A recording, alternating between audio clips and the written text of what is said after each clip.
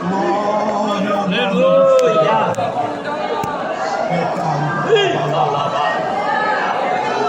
A presença de Deus é real neste lugar.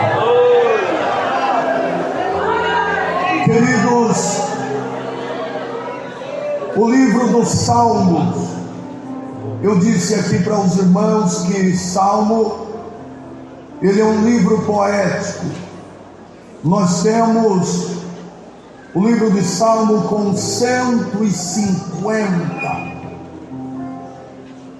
canções, louvores, adoração ao Senhor.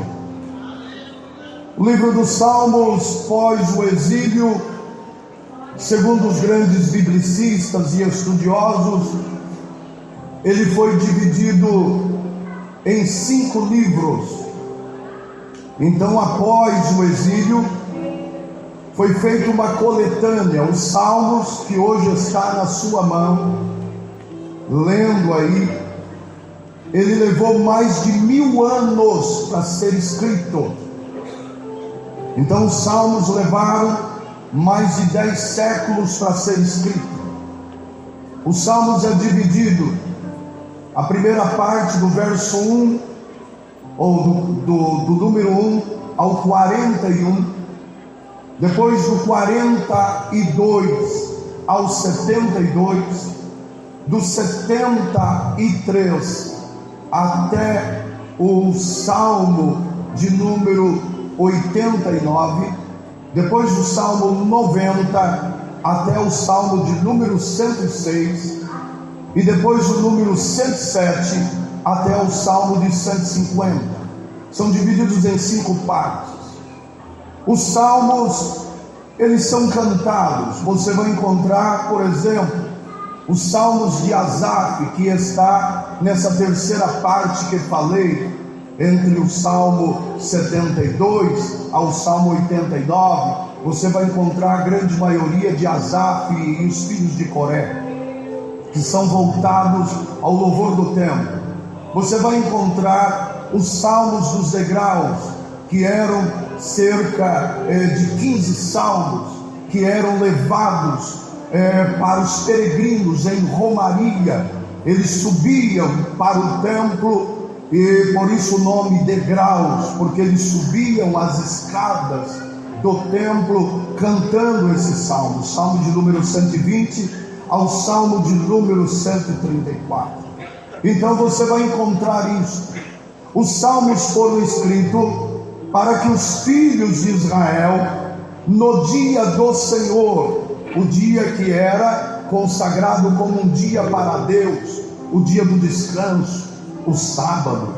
Então o sábado era o dia de adorar ao Senhor Deus. Por exemplo, Levíticos capítulo 23, versículo 3, você vai encontrar que o sábado deveria ser guardado como um dia santo para adorar ao Senhor. Então isso era comum, eles pegarem os salmos e adorarem ao Senhor. Então os escritores, eles escreviam os salmos para engrandecer a Deus no templo, para agradecer a Deus neste dia, para estarem de fato na presença de Deus. E então você encontra, se você está com a Bíblia aberta, o Salmo 92. Esse salmo era o salmo do sábado, era o salmo chamado Salmo do Encontro. E então o salmista, ele escreve, ele expressa a grandeza de Deus neste salmo. Esse salmo é um salmo de superação, é um salmo de inteireza de coração. Ele é apresentado como um salmo de fidelidade a Deus. É um salmo onde o dia escolhido para adoração a Deus deveria ser apresentado. Então o escritor, ele escreve com muita propriedade. E então, para que este cântico fosse feito no sábado, era um dia que deveria ser relembrado. Nós estamos chegando ao final de um ano, estamos finalizando o ano de 2024.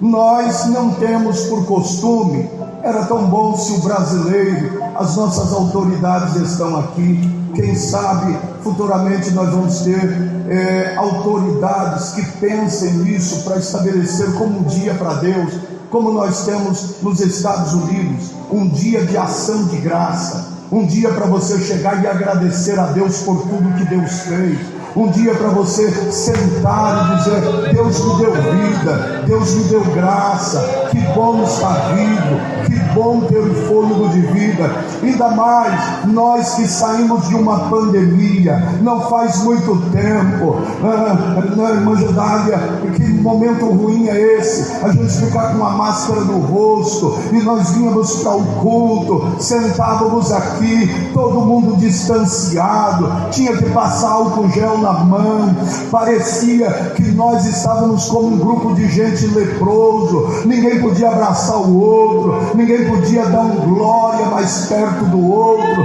tudo contaminava, tudo era contaminante. Hoje Deus nos deu saúde, nos deu graça, nos deu motivo para adorar o Senhor.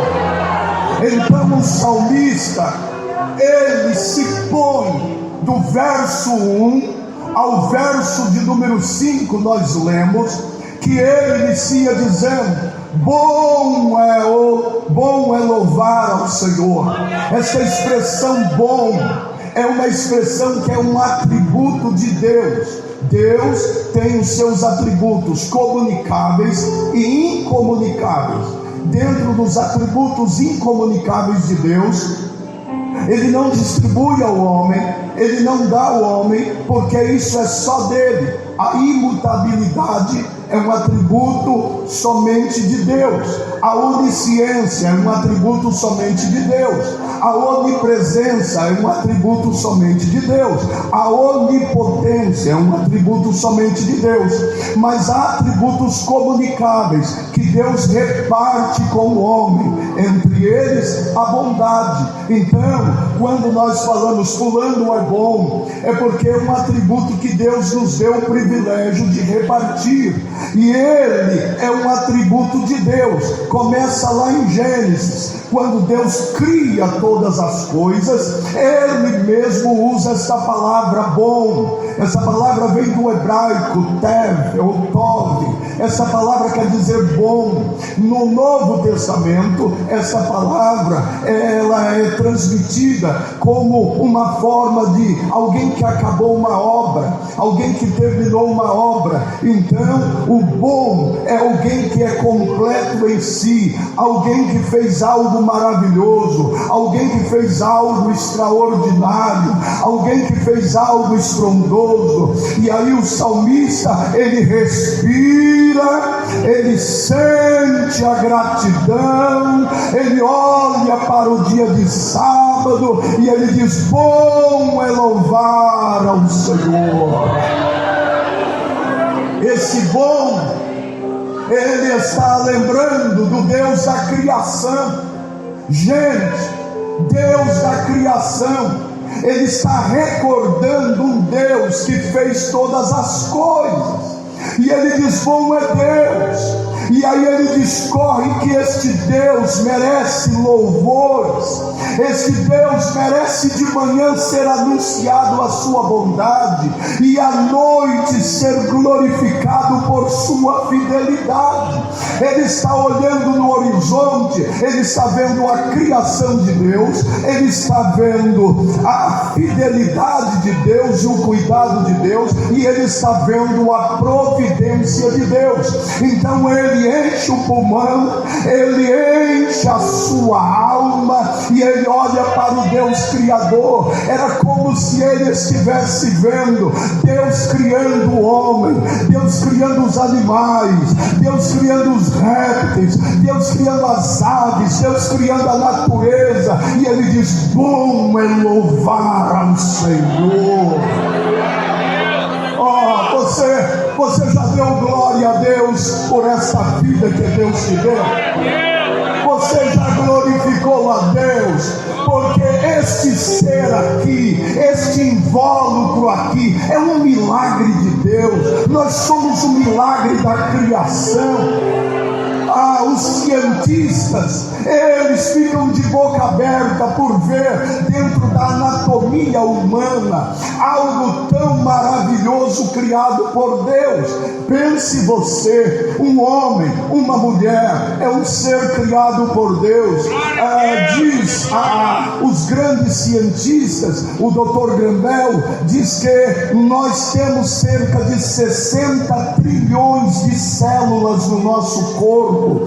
Células estas que dentro dela tem a fita de DNA. Essa fita de DNA com 1,70 m, mais fina do que o fio de cabelo, milhares e milhares e milhares e milhares de vezes. Nesta fita está a cor dos seus olhos, está a cor da sua pele, está o tom da sua voz, está o jeito que você vai andar, tudo dentro dessa fita de DNA. Olha que coisa maravilhosa. Segundo ele, se juntar toda a humanidade e pegar essa fita de DNA, que são 60 trilhões a humanidade, em cada homem, se juntar uma na outra, dá 102 bilhões de quilômetros. Só para você entender, o Sol, da Terra ao Sol, são 150 mil quilômetros, e ele está dizendo que nós temos 102 bilhões ligados um ao outro. Era como se isso ao Sol várias e várias vezes. E ele disse que essa fita de DNA pode ser enrolada, caberia num carretel que caberia na palma da mão. Dá para você entender um Deus maravilhoso que te criou, que te formou. Pensa que é pouco? Dentro desse corpo humano, nós temos aqui nessa cachola, nós temos cerca de 350 gramas de massa encefálica, onde tem os pensamentos, onde tem as atitudes. Diz o salmista no Salmo 139, no verso de número 2, que quando nós estamos pensando, olha, cerca de 10 mil pensamentos vem na sua cabeça todo dia, mas ele diz que tem um Senhor no trono que está olhando e dizendo: eu conheço cada pensamento. Diz ainda Salmo 139, verso 4, que antes que haja uma palavra na minha boca, preste atenção, quando eu estou falando aqui, 17 palavras estão sendo computadas aqui dentro, e Deus conhece cada uma delas. Mas pensa que é só por aí? Quando você estava sendo formado no ventre da sua mãe, 206 ossos sendo ligados um ao outro, Deus conheceu cada osso, Deus conheceu a cada um dele. Pensa que é pouco? 96 mil metros de veias e artérias com sangue correndo aqui dentro a 360 quilômetros por hora. Deus cuida, Deus não deixa te dar infarto, Deus cuida das suas veias, das suas artérias. E esse salmista, ele está olhando para o céu e está dizendo: eu te agradeço porque o Senhor nos criou, o Senhor nos formou.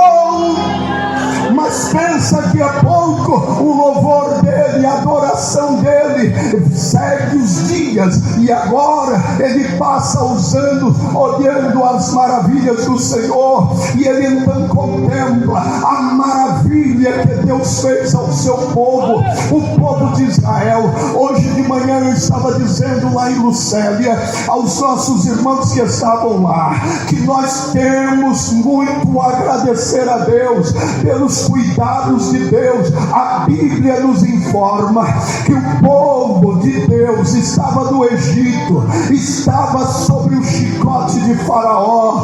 Deus foi lá com mão forte, tirou eles do Egito, conduziu pelo deserto 40 anos. Quantos anos eu disse?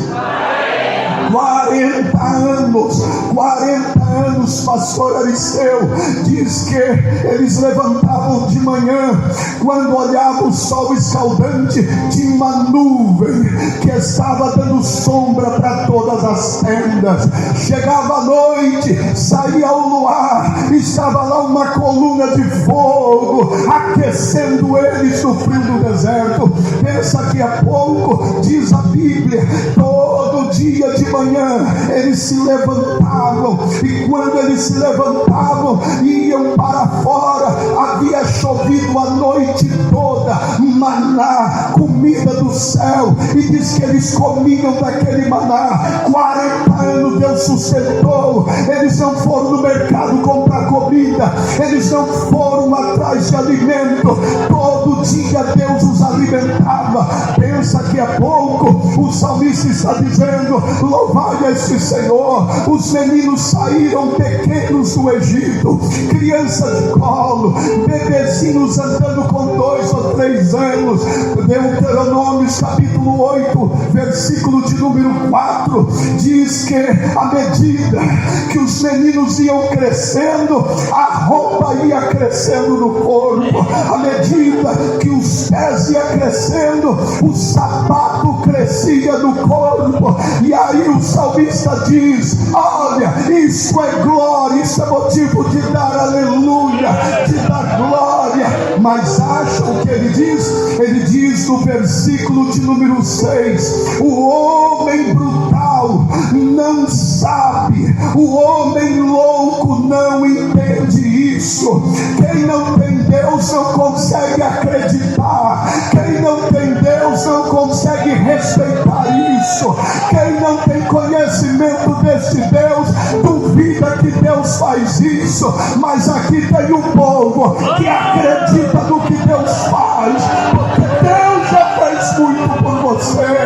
Deus já prosperou dentro da sua casa, Deus já te vestiu, Deus já te alimentou. Eu, se desse espaço aqui, não teria lugar para dar testemunho nessa noite de gente que Deus deu alimento, que Deus deu roupa, que Deus deu casa, que Deus deu família, que Deus deu vida. Nós temos motivo, temos motivo, temos motivo, temos motivo, temos motivo, temos motivo para adorar a Deus. Você tem motivo, você tem motivo, você tem motivo. Não é tempo de calar a nossa boca.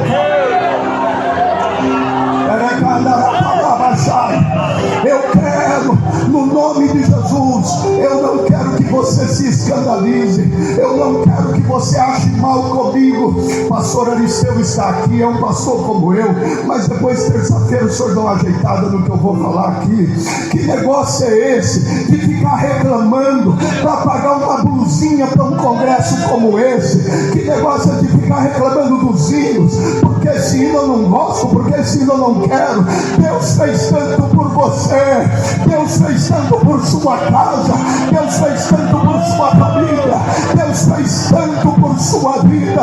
E aí o salmista, ele enche o peito, ele diz: bom é louvar ao Senhor, bom é louvá-lo. Eu não sei se você já sente motivo de adorá-lo, eu não sei se você já sente motivo de glorificá-lo.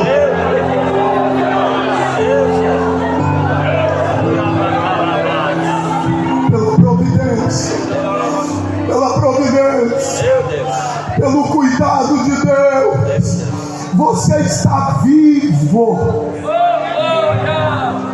Não, eu vou repetir, porque eu acho que tem gente que não escutou direito. Você está vivo.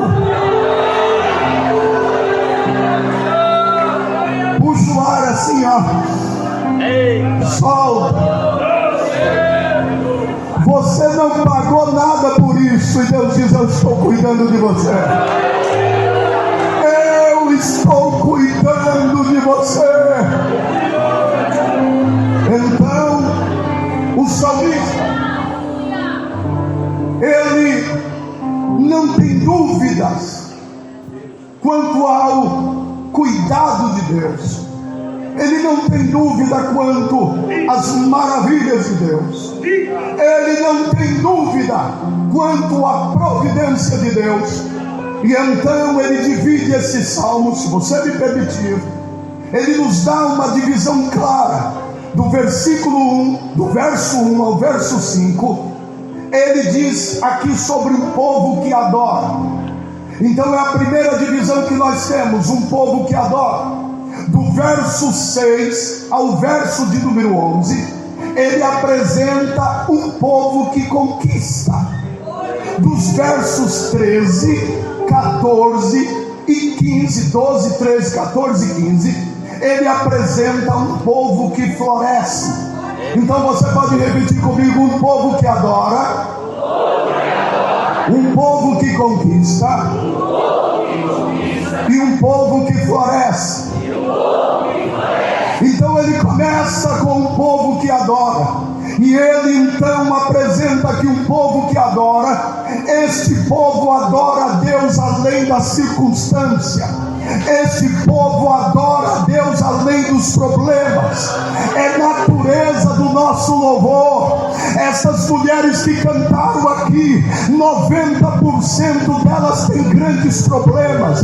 Muitos dos obreiros que estão levantando a mão aqui têm problema. Nós temos dificuldades, nós temos luta, mas o louvor é gratidão da nossa alma.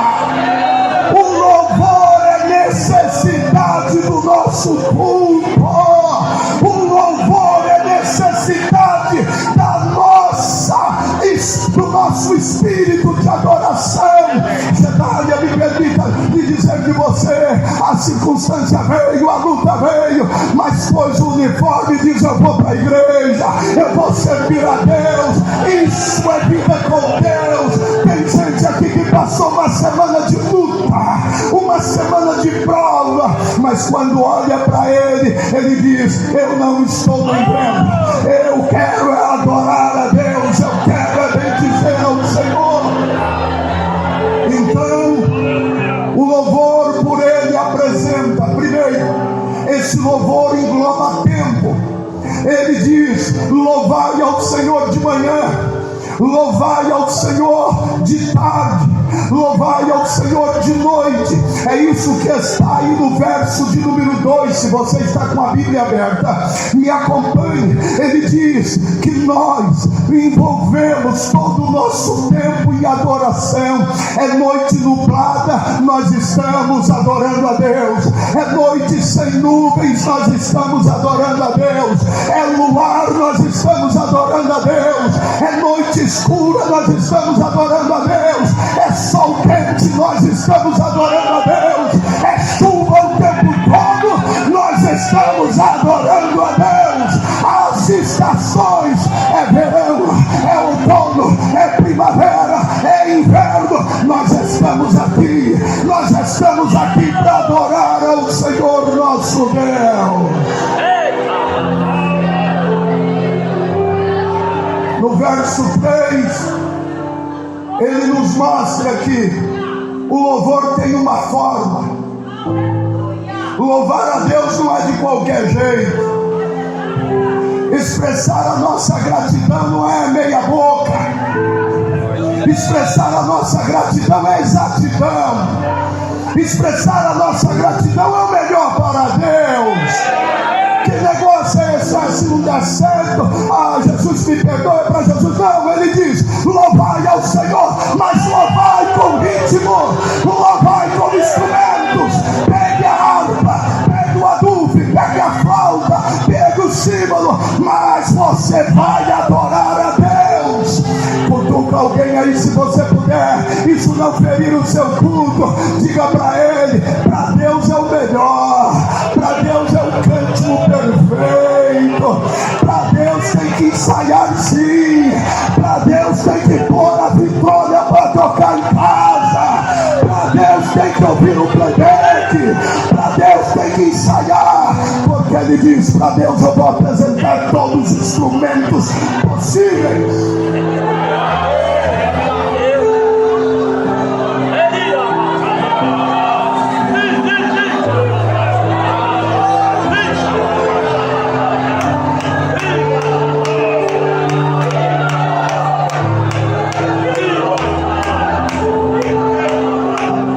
Se você está com a Bíblia aberta, me acompanhe. O verso de número 3 ainda. Desculpe, o verso 4. Ele diz: pois tu, Senhor, me alegraste com os feitos do Senhor. A minha alma se exulta na presença desse Deus. Oh, aleluia!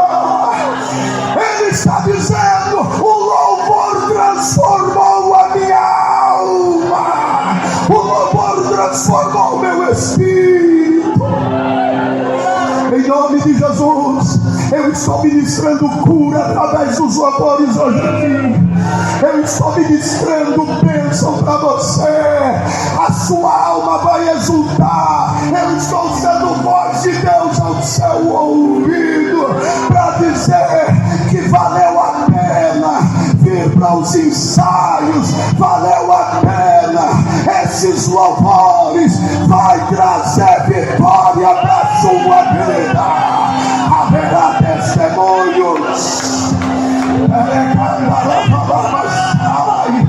Eu sinto a glória de Deus aqui.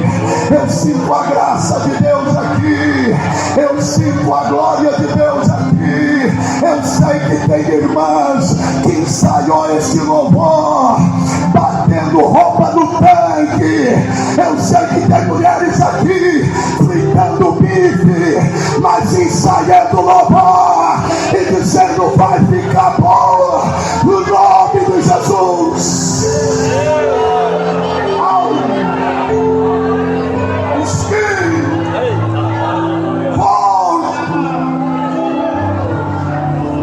Está incendiado por Deus.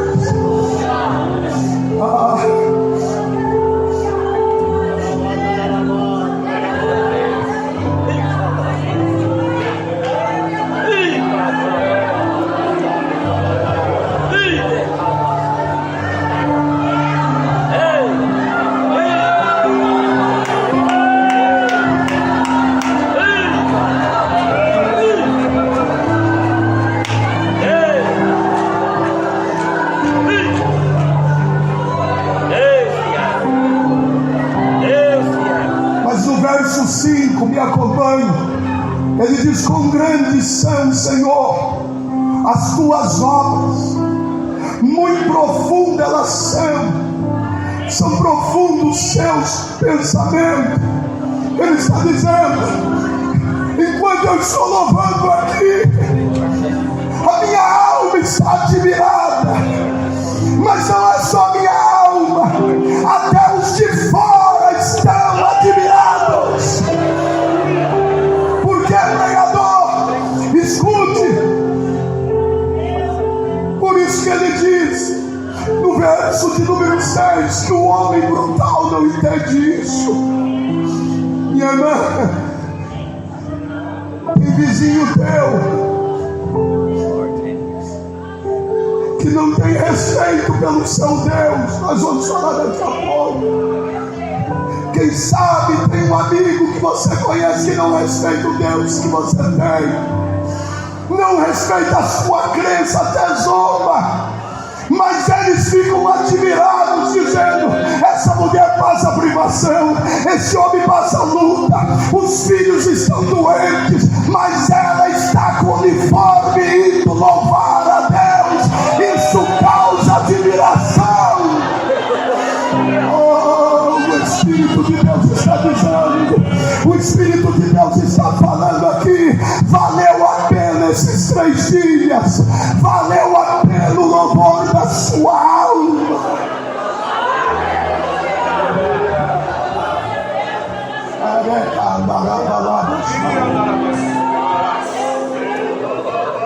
Mas permita ir para o verso de número 6. Eu quero correr, porque Deus tem algo profundo para nós aqui. O verso 6 até o verso de número 11, ele diz que há um povo que Deus peleja por eles. Ele está dizendo que há um povo que não está derrotado. Ele está dizendo que há um povo que mesmo na luta, na batalha, tem um Deus que conquista por eles. Ele está dizendo que este povo é um povo que vai conquistar mesmo passando por adversidades, mesmo passando por zombarias, mesmo sendo escarnecido. Por isso que ele diz no verso de número 6, o homem brutal, ou seja, o homem que não professa fé em ninguém, o homem que diz que não há Deus, o homem que diz que não há Criador, ele não entende isso, ele não compreende isso, mas a palavra está dizendo ao nosso coração, através do salmista: estes não são inimigos seus, ele é inimigo de Deus. Nós não temos inimigos. Aquele que se levanta contra você se levantou contra o próprio Deus, arrumou encrenca com Deus. Eu estou sendo uma voz de Deus para dizer: silencia o seu coração, silencia a voz de guerra aí. Você não vai ter que pelejar, você não vai ter que brigar com ninguém, você não vai ter que sair do braço com ninguém. Essa beleza não é sua, senão de Deus.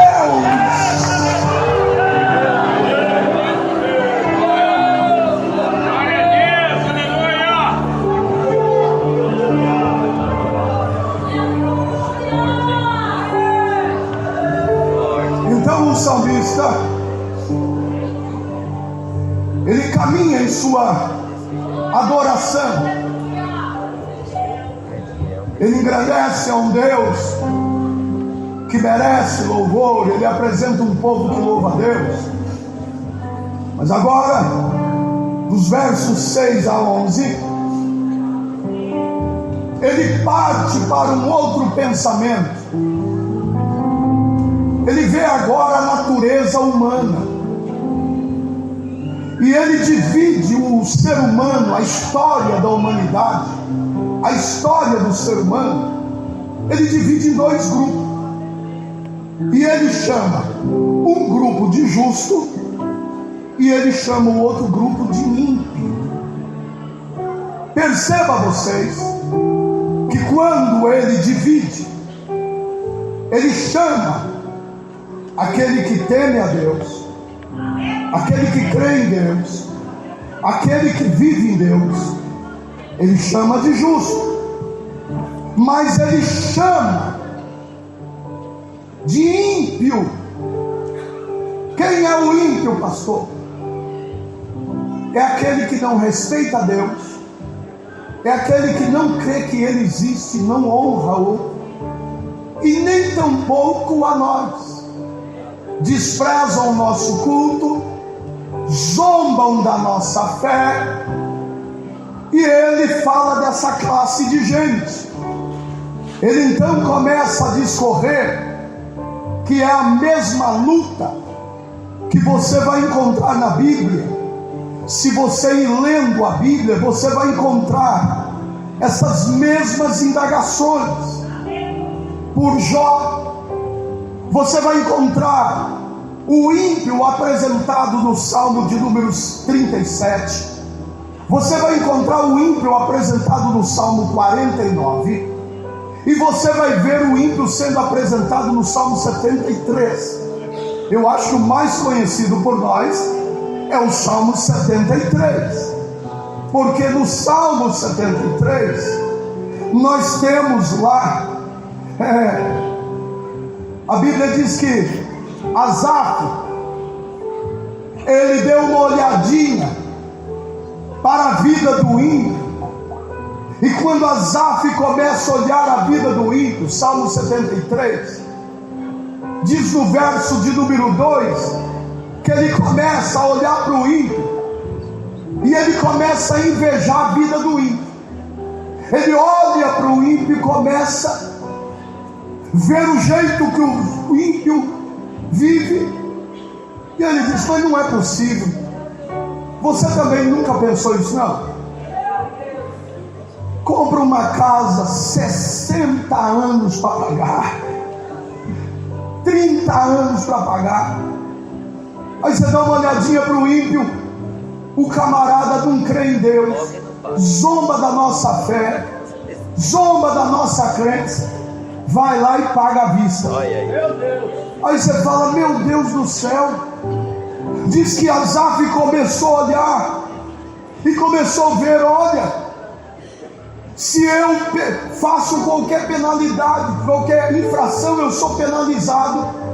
O ímpio, ele vai lá, o juiz não penaliza ele dobra a justiça, parece que não há lei para ele. Que mundo é esse?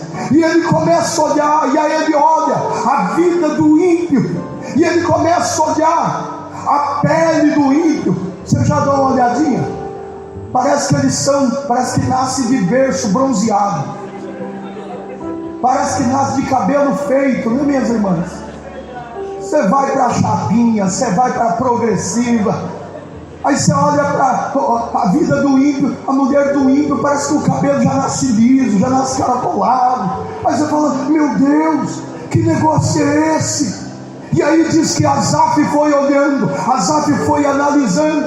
Ele diz, olha, o ímpio parece que nem paga plano de saúde, parece que nem vai no médico, mas o justo vive doente. Que mundo é esse? E aí ele começa a indagar, e aí diz o texto, mas até que eu entrei no templo, no santuário de Deus, e eu pude enxergar o fim do ímpio, eu pude ver o fim dele, que ele está em caminhos escorregadios. Não é o mesmo problema do salmista aqui. O salmista aqui, ele não está olhando para o ímpio e admirado com a vida do ímpio, não. Ele não está cobiçando a vida do ímpio, não, porque o louvor e a adoração dele começou com sinceridade lá atrás. Ele já entrou na presença de Deus e ele já entendeu quem é justo e quem é ímpio. E aí ele diz a diferença. Olha como que ele diz.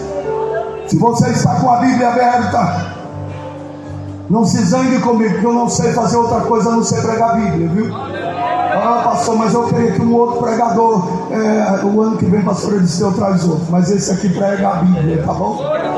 O verso de número 7, olhe comigo por favor. O verso de número 7, então ele diz acerca de como é o ímpio. Ele diz que o homem, o ímpio, ele brota como a erva, e diz o texto aí, florescem todos os que praticam a iniquidade, mas para serem destruídos para sempre.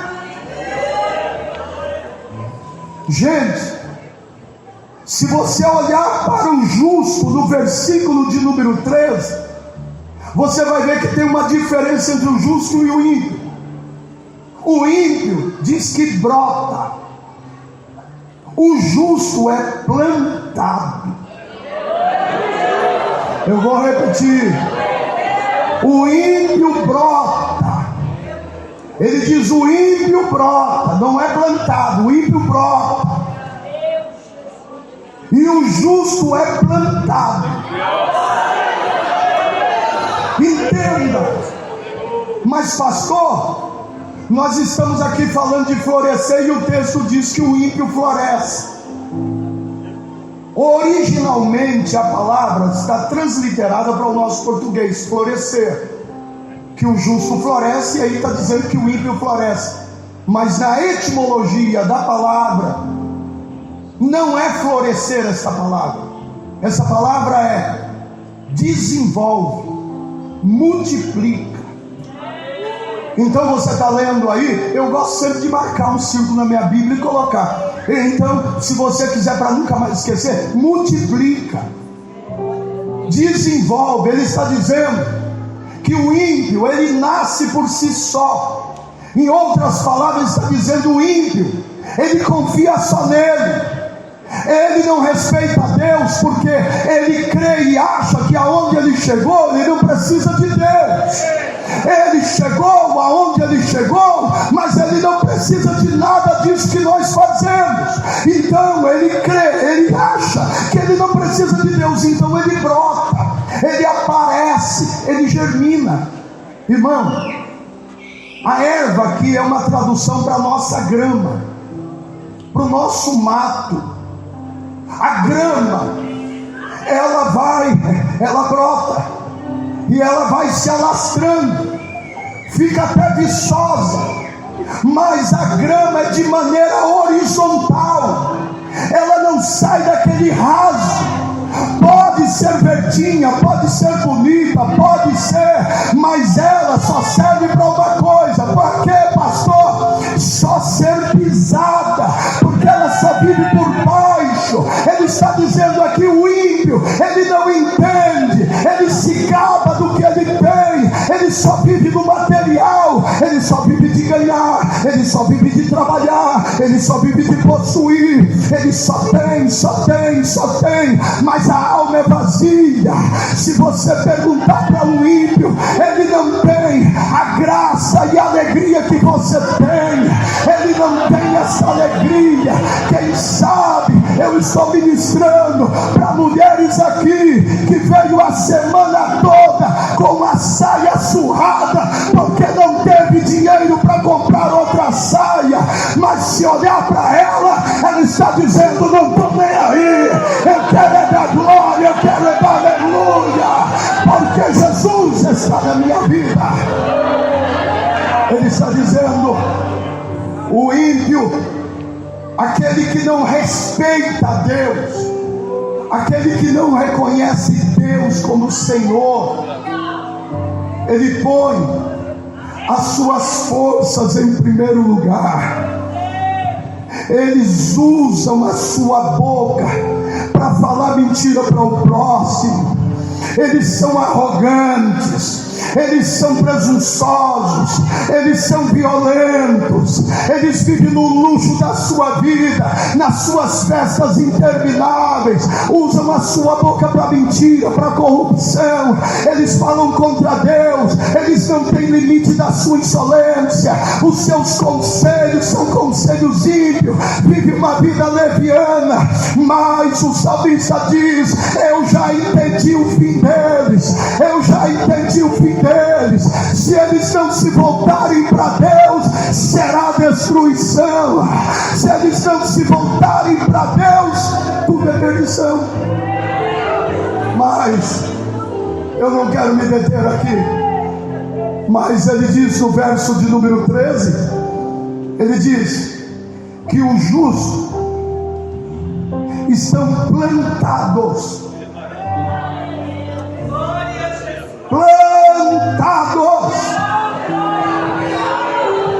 Ele diz que eles estão plantados na casa do Senhor. Ele diz que eles estão plantados. O que é plantado? Eu fui para Sertãozinho e eu tinha um pomar em casa, e eu cultivava lá uma romeira, uma figueira, e também tinha lá algumas outras plantas, e entre elas a acerola. E eu disse: eu vou levar uma muda. Cheguei lá, quem sabe fazer muda aí sabe do que eu estou falando. Cortei um galho do figo, coloquei alguns dias uma cava, fiz um enxerto, coloquei lá na água, brotou as raízes, coloquei num potinho com terra, ele começou a florescer. Eu plantei ele num outro vaso, ele foi crescendo, foi dando galinhos, e eu fiquei alegre. Peguei ele no dia da mudança com muito cuidado e levei o pé de figo. Cheguei lá em casa, tinha já um jardim na casa nova que eu estou, e eu cheguei lá, aquela grama viçosa, bonita. Eu falei: aqui é um lugar fresco, vou plantar ele bem no meio, e plantei o figo lá. A temperatura de Sertãozinho muito mais quente do que Rio Claro, e eu comecei a ver os galinhos morrendo. e eu vi as folhinhas murchando, e eu colocava adubo, e eu fortalecia com água, e eu estava ali cuidando. Cada brotinho que saía eu estava festejando. Mas quando eu olhava para a grama, raiva! A Carla olhava para mim: tem que chamar o jardineiro para quê? Para podar a grama. A grama já estava até sufocando o figo. E eu disse: meu Deus, mas que negócio é esse? E aí quando eu vi esse texto aqui, eu vi esse verso se cumprindo. O ímpio, ele é como uma grama, ele vai crescendo, ninguém precisa adubar, ninguém precisa molhar, ele cresce por si só, ele tem as suas próprias forças, suas próprias pernas, suas próprias decisões. Mas o crente, ele é como esse figo, pastor. Você antes estava no mundo, lá no ladaçal do pecado, lá no ladaçal da miséria. Jeová foi lá com mão forte, te tirou lá e diz: eu vou plantar ele na minha presença. Deus te arrancou de um mundo velho de miséria. Diz Colossenses capítulo 1 versículo 13, 12 e 13: ele nos transportou do reino das trevas e nos levou para a sua preciosa luz. Você está plantado na casa de Deus. Oh, eu quero ser a voz de Deus aos seus ouvidos. Deus está dizendo: eu te plantei, eu estou cuidando de você. Cada folhinha que murcha, Jeová vai lá com a tesoura, dá uma podadinha, mas ele diz: você vai crescer, você vai produzir, você vai chegar lá. Pastor, mas está difícil. Segura aí, porque Deus diz que ele vai cuidar de você. Ele vai cuidar, ele está cuidando. E aí ele diz que o ímpio é plantado. Repita comigo: plantado. Ele diz que esse plantar, ele foi plantado de forma gloriosa. Ele foi plantado na casa do Senhor. Escute-me, por favor. Esta casa do Senhor, nós temos muita dificuldade para entender o que é casa do Senhor. Muitas das vezes nós achamos que casa de Deus é o templo. Casa de Deus é um lugar, não está limitado a espaço geográfico. Só para você ter uma ideia, este lugar é uma casa de show, é um clube social, é um lugar para a comunidade ter os seus trabalhos sociais. Você, como igreja, nós saímos lá do templo, viemos para cá, e a partir desses 3 dias, aqui virou templo, aqui virou casa de Deus, aqui virou lugar de adoração. Este palco aqui hoje é lugar santo. Este palco aqui é lugar de glória. Aqui houve glória, aqui houve aleluia, aqui houve presença. Então, pregador, o que é lugar, então, que está dizendo aí? O que é casa de Deus? Casa de Deus, plantado na casa de Deus, quer dizer plantado em Deus, plantado no Senhor, plantado onde Ele quer. Não é espaço geográfico. Pastor, o que o senhor está dizendo? Vou repetir: não é espaço geográfico. Deus está dizendo que você não é para ficar plantado na igreja como alguém que tem cadeira cativa. Ninguém pode sentar na sua cadeira, porque é a cadeira que você senta. Não é lugar do altar. Se eu não sentar no púlpito, não é na casa de Deus. Não é espaço geográfico, não é esse lugar. Deus diz que o lugar que Deus te colocar é o lugar que Ele diz que é o templo dele. Deus está dizendo, e eu vou falar em alto e bom som a homens que estão aqui: o espaço da casa de adoração a Deus não é a congregação que você está, porque Deus pode te arrancar de lá e levar para outro lugar, mas só que você vai ser plantado, você vai ser cultivado por Deus. Não, se você entendesse, já estava dando glória. Eu estou dizendo que você estará plantado por Deus, e quem é plantado por Deus, aonde chega floresce, aonde chega brota, aonde chega dá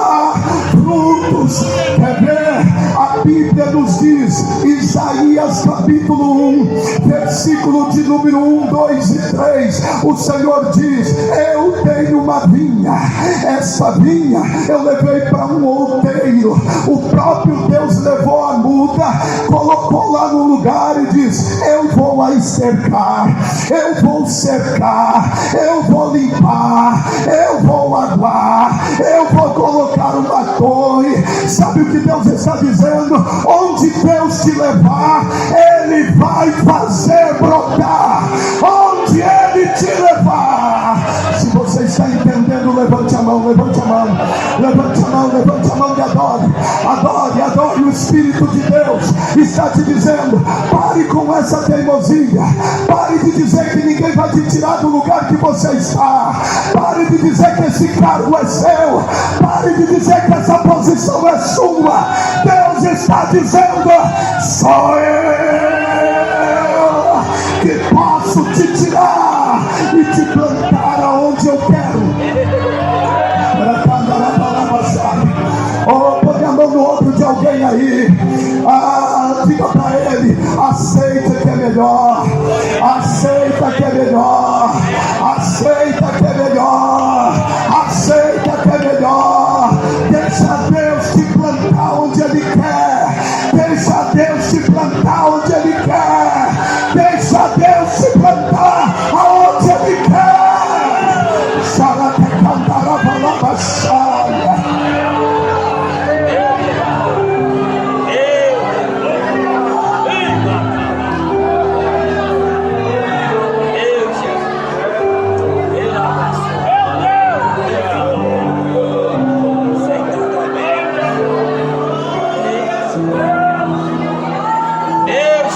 Onde Deus nos põe. Então aprenda hoje aqui. Meu papai. A expressão É forte demais. templo plantado na casa do Senhor não é templo. João foi arrebatado.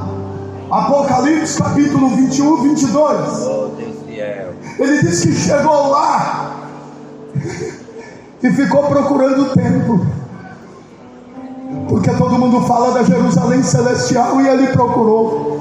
E aí o anjo do Senhor disse a ele: o templo, sim, é Deus, e o Cordeiro é o templo.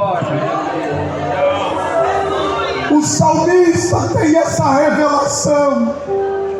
Ele entende que não é a casa em Jerusalém, ele entende que não é o templo de Jerusalém, ele entende que não é a igreja de Jerusalém, ele entende que é o próprio Deus. E ele diz: aqueles que estão plantados em Deus florescerão.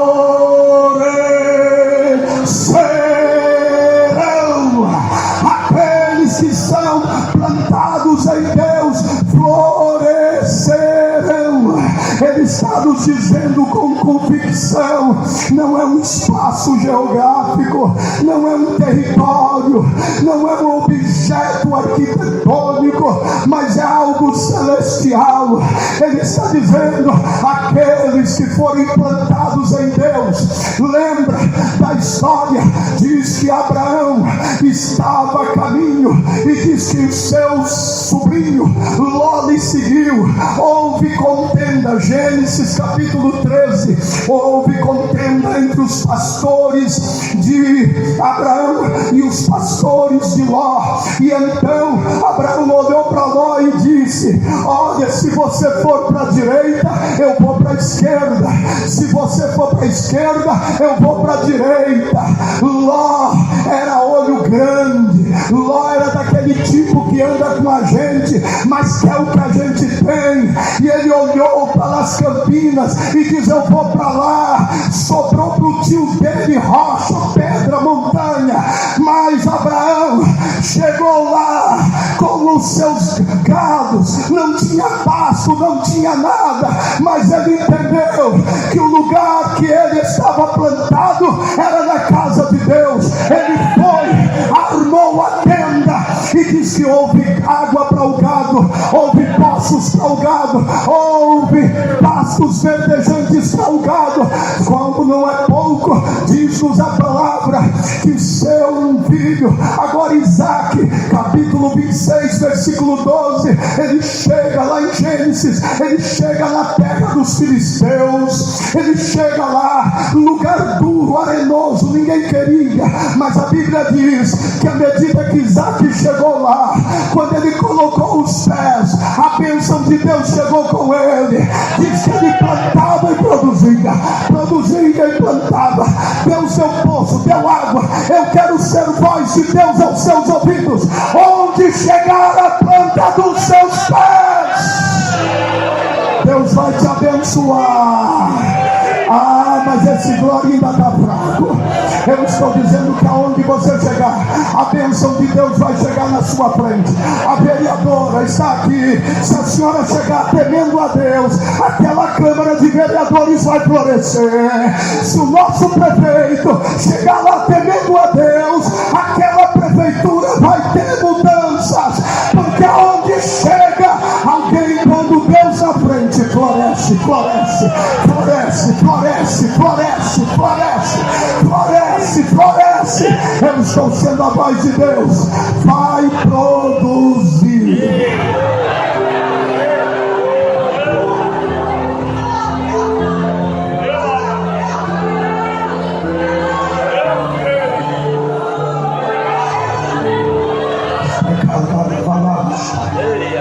Um povo que adora, um povo que conquista,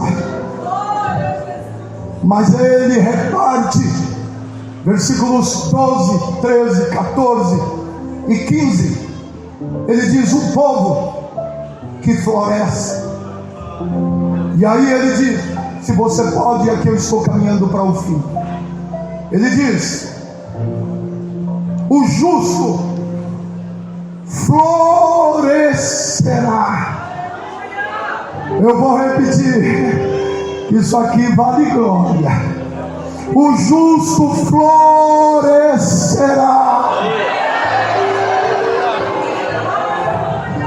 Em nome de Jesus, receba de Deus a autoridade de Deus hoje para florescer. A autoridade de Deus, eu quero ser voz de Deus. A nossa alfádica vai multiplicar o número dessas mulheres. Eu quero ser voz de Deus aos dirigentes, dizer que aquela congregação vai crescer. Eu quero ser voz de Deus para dizer a este campo: vai crescer. Eu quero ser voz de Deus para dizer que esta cidade vai florescer. A bênção de Deus chegará. E eu estou caminhando para terminar. Ele diz: e o justo, olhe para a sua Bíblia, diz: e o justo florescerá como uma palmeira, crescerá como o cedro do Líbano. Aleluia. Essa palavra palmeira também é uma forma portuguesa de aportuguesar a origem da palavra, para você entender. Mas essa palavra é tamareira. É a tamareira que ele está dizendo aqui. É uma espécie de palmeira que dá frutos deliciosos. Ele diz que o justo é como uma palmeira. Lembra que eu disse que o ímpio é como grama? Ele só vai numa reta, só vai na horizontal. Mas agora o justo, ele diz que é uma palmeira. Ele é de forma vertical. O negócio dele é plantado na terra, mas a cabeça ligada no céu. Ele está aqui, mas ele está em retidão com Deus. Ele está aqui, mas ele está com propósitos divinos. A palmeira, ela é colocada como uma planta, que ela é colocada em lugares áridos, pouca água, mas ela é uma planta útil. O seu fruto é maravilhoso, o seu fruto é doce. A palmeira, ela é bela aos olhos. Você vê as folhas da palmeira, ela dá sombra para o viajante que está andando no deserto. Ela tem sombra. O viajante, quando vê de longe uma palmeira no deserto, ele já sai correndo. Você lembra aqueles desenhos que a gente assistiu, desenho animado? Alguém no deserto, as miragens que ele tinha, ele via uma palmeira e ele saía correndo e era miragem, porque a palmeira é o exemplo de um lugar que é um tipo de um oásis. Assim é a vida do crente. Você, sem saber, você é sombra para muita gente, você é bênção para muita gente. Você, sem saber, você é bênção para o seu vizinho, você é bênção para o seu patrão, você é bênção para a sua sociedade. Onde um crente palmeira anda, a bênção de Deus anda com ele. Eu vou caminhando para o entendimento do texto. Ele diz que esse crente é uma palmeira, ele é belo, ele tem vida útil, tem fruto doce, o seu fruto exala um cheiro gostoso. Mas a folha da palmeira, ela também é sinal de vitória, é sinal de majestade. Jesus está entrando triunfante em Jerusalém, e as pessoas estão colocando folhas de tamareira, folhas de palmeira, porque isso está dizendo: é glória, é vitória, é vitória. Sabe o que Deus está te dizendo? Este congresso vai marcar vitória sobre a sua vida. Você vai sair daqui com a bandeira da vitória em suas mãos. Você é palmeira, o justo é palmeira. Palmeira, vem o vento, vem a tempestade, ele arca para cá, joga para lá, mas terminou a tempestade, ele está firme no lugar novamente e dizendo: continua palmeira, continua palmeira. Dá para chacoalhar alguém aí, diga para ele: a tempestade vai passar, o vento vai passar, a tempestade vai passar, mas você vai continuar palmeira, vai continuar palmeira. Termino aqui. Ele diz: como cedro no Líbano. Escute, o cedro, ele põe como uma imagem para o justo. Eu tenho um irmão que é engenheiro agrônomo, congrega conosco, e a gente conversando sobre questões bíblicas e essa expressão do cedro. Ele disse: pastor, eu vou te levar uma muda de cedro para o senhor conhecer. Eu disse: eu quero conhecer isso aí. E ele me trouxe em um cano de PVC, um tipo de e uma plantinha num cano de PVC. Eu disse: rapaz, isso aqui é um cedro. Ele diz: é o cedro. Esse cedro aqui, pastor, tem 1 ano, dava mais ou menos um palmo num cano. Eu disse: e esse cano aí? Ele disse: isso aqui é as raízes dele. Como assim? Ele diz: em 1 ano ele cresce 20 centímetros, mas ele cresce 1 metro de raiz. Em 5 anos ele vai crescer, vai se tornar uma árvore de mais ou menos 2 metros, e ele vai estar mais ou menos 10 metros a raiz. Quando ele chegar à sua idade adulta, ele vai estar com 50 metros de altura, e as suas raízes vão estar 50 metros de profundidade.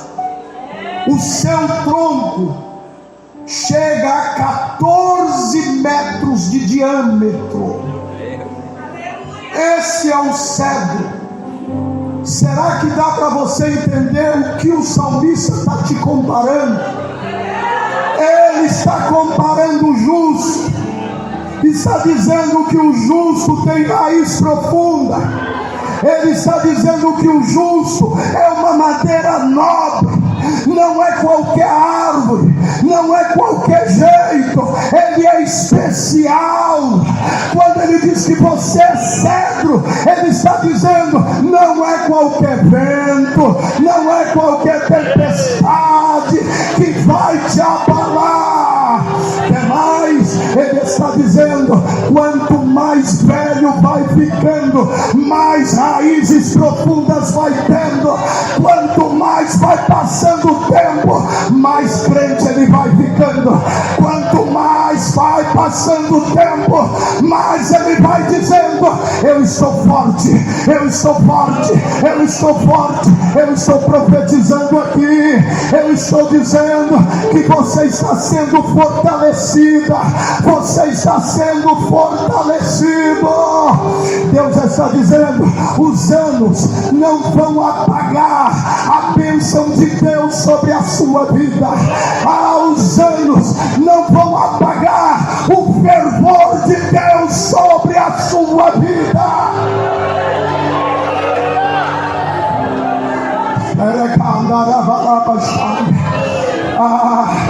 Deus está dizendo: põe a força aí. A velhice chegou, mas não é para você dizer que não vai dar mais, não é para pendurar a chuteira. Não, pastor, eu estou velho, que negócio é esse? Deus está dizendo que Ele está renovando as suas forças.